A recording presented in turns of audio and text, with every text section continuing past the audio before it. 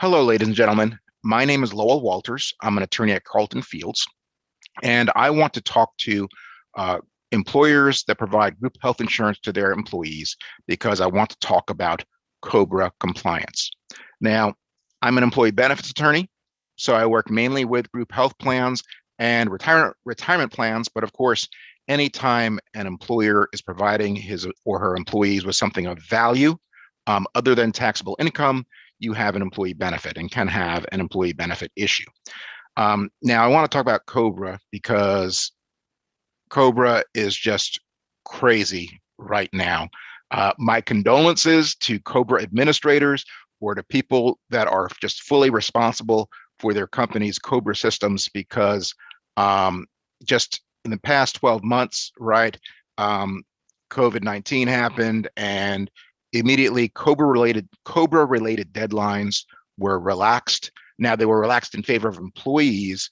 Employers still have full compliance. The Department of Labor issued new sample COBRA notices, and then a new law added certain tax benefits to help former employees pay for COBRA, and employers have new notification requirements to go along with that. And the Department of Labor just issued sample notices for that purpose. Now, with COVID-19 relief providing more leniency for qualified beneficiaries to be eligible for COBRA, COBRA administrative systems are just bound to be tested. And I want to kind of go back to basics, especially in light of a December 2020 court ruling that serves as a valuable reminder of the importance of managing COBRA deadlines and retaining proofs of mailing. Now, timely notice is required to limit the time frame within which a qualified beneficiary can elect COBRA coverage.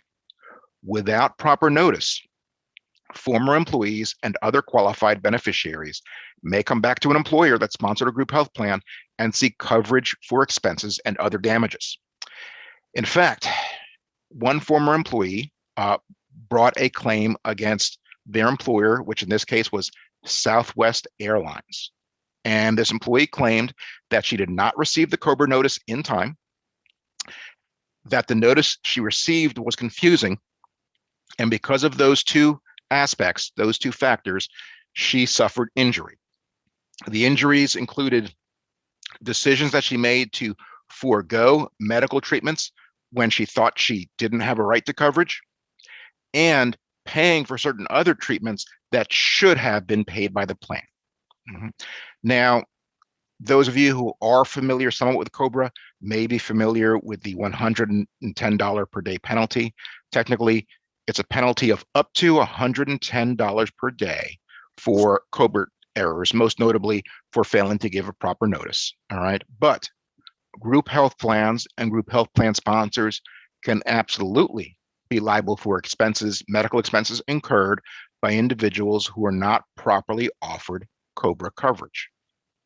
Not only might these employers be unable to call upon their insurance carrier or their stop loss provider to contribute to those costs, since the individual is not properly enrolled in coverage, but they may not even be entitled to the negotiated rates with medical providers, since the individual was technically uninsured. The liability, now in this case, this person also claimed to have foregone certain treatments, and how you would characterize the liability for that, that's not clear. Now, in this case, Carter versus Southwest Airlines, just to get into procedure for just a moment, this involved a motion to dismiss. And that's important to recognize because what happened was the employer was moving to dismiss. So when the court looks to see if that is justified, the court looks at the facts from the point of view of the former employee. All right. This is not the court taking a neutral position and deciding who's right, who's wrong. They're saying, should we dismiss this case? Should we dismiss this case even if everything that the employee said was accurate? In this situation, the court actually ruled for the employer. They dismissed the case, which means even if the facts were exactly as the employee had claimed, the employer should still win. Now, just going one by one, right? This former employee, the first claim was that they didn't get the notice in time, all right? And they were looking at the days, the deadline to provide the notice based on when the employee terminated employment, all right? Now, in this situation, the true date of termination might have been less clear than usual because the employee actually initiated a hearing over whether she was terminated properly. And the employer continued this employee's coverage until that hearing was concluded. The employee ended up losing that hearing, but that's not necessarily important for our purposes. Now, the employee did acknowledge that she received a COBRA notice that was sent and dated after the hearing, but she denied receiving a COBRA notice based on her termination date, based on the deadline from that. Now, the court ruled, all right, that COBRA deadlines run from the date coverage is lost. The date coverage is lost. So since her coverage continued during the hearing, the actual date of termination didn't trigger the COBRA notice deadline. Instead, the court noted whether she had received that initial notice that the employer claimed to have sent really is not important because what matters is if she received the notice that was in time based on when she lost her coverage. All right. What's more, the court said that even if she didn't receive that first notice, that is not determinative. The legal issue is, and I'm going to quote here, whether the plan administrator sent the notice using methods that are reasonably calculated to reach plan participants, such as sending the notice by first-class mail. All right, end quote. So whether she received the first notice doesn't matter. First off, with the deadline that applies, it's when you lose coverage.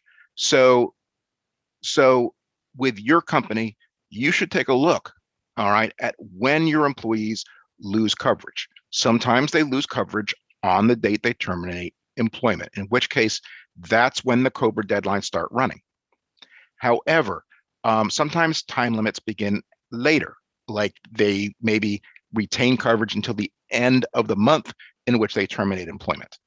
Potentially for some of you out there, maybe for many of you out there, employees might pay their premiums a month or two, probably not two, but a month in advance. So maybe when employees lose their employment, maybe they don't lose coverage until the end of the month following termination of employment.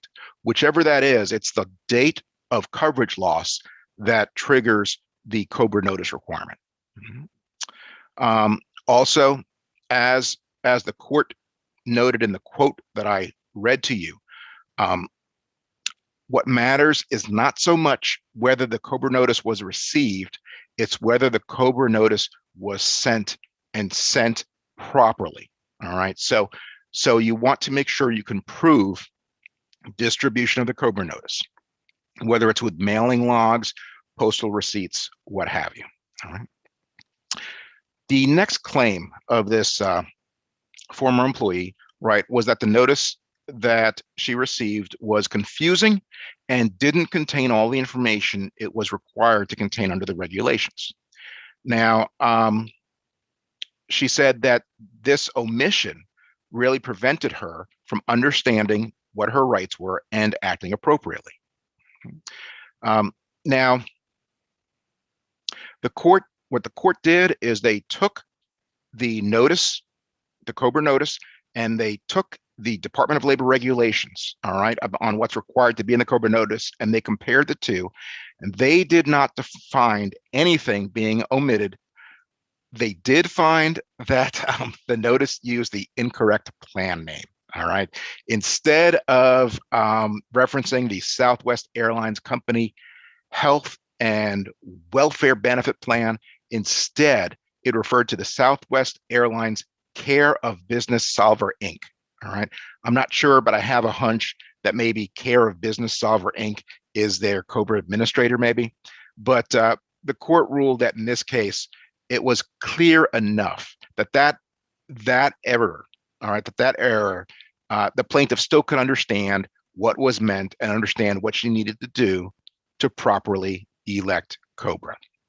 All right.